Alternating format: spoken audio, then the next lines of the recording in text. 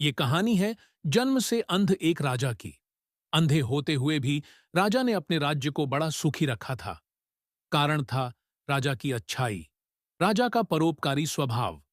राजा ने अपने दरबार में और अपने खास लोगों में अपने जैसे अच्छे और दूसरों का भला सोचने वाले लोगों को नियुक्त किया था।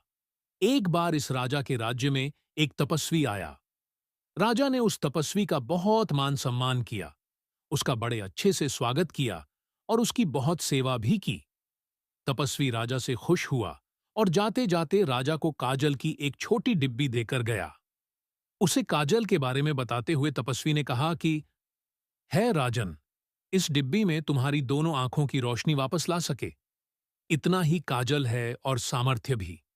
इस काजल को अपने दोनों आंखों में आधा आधा डालकर तुम इस सृष्टि देखने की क्षमता पालोगे।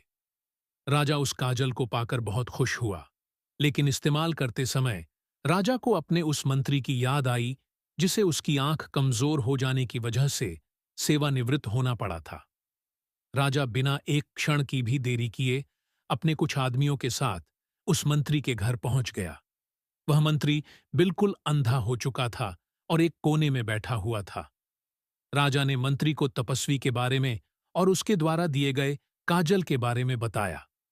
राजा ने वह काजल मंत्री को दे दिया और उसे उसकी आंखों में डालने के लिए कहा।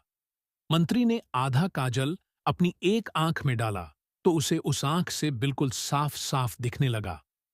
अब थोड़ी देर सोचने के बाद मंत्री ने बचा हुआ आधा काजल अपनी जीभ पर डाल दिया।